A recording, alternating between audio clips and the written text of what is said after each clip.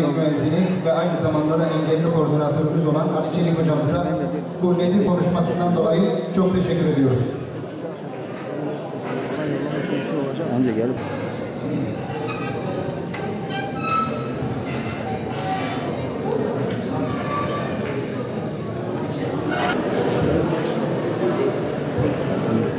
Bismillah, elhamdülillah, ve salatu ve selamu ala Resulillah, sallallahu aleyhi ve sellem. Bizleri takip eden basın mensuplarınıza da çok teşekkür ediyorum. O dostumun kalp yetmezliğinden vefat ettiğini öğrendim. Çok üzüldüm, mahzun oldum. Dedim ki ya gerçekten bu dünya faniymiş. Zenginlik deseniz vardı, güzellik deseniz vardı. Yani Allah diyebilirim ki bu dünyada ne nimet vermişse hepsi kendisinde mevcuttu ama kifayet etmedi. Ona üzülürken, mahzun olurken şöyle yıllar önce peygamber sevdalısı bir şairin وَلَوْ كَانَتِ الدُّنْيَا تَدُومُ لِوَاحِدٍ لَكَانَ رَسُولُ اللّٰهِ ف۪يهَا مُخَلَّدٌ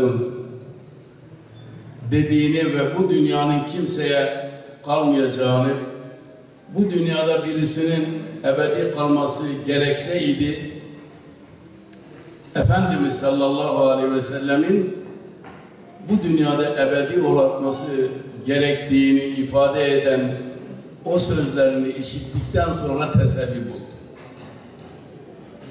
Şunu ifade etmek istiyorum.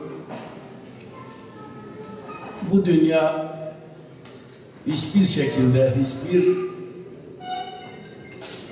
durumda hiç kimseye baki değil. Gelen gidecek. Görevler değişecek.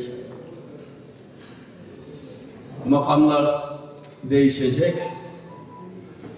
Ama arkadaşlarımızın ifade ettiği gibi kubbede kalacak olan yalnız hoş bir seda olacak. Eğer bir insan böyle bir şey bırakabildiyse ona ne mutlu. İyi insanlarla, dostlarla yıllar yılı beraber olmak, sonunda ayrılmak bir an gibi geliyor insan. Ama bir an ayrılmak da çok uzun olacak bizler için. Ama olsun, biz müminiz, Müslümanız, ümit varız. Bu dünyada da olsa, bu dünyanın neresinde olursa olsun inşallah kalben beraberiz. İrtihal da etsek, dünyamızı da değiştirsek, ruhumuza bir Fatiha okuduğumuzda inşallah yine beraber olacağız. Memur olmamız hasebiyle buradaki görevimiz bir şekilde bittiğinden aranızdan ayrılmak durumunda kalacağım. İnşallah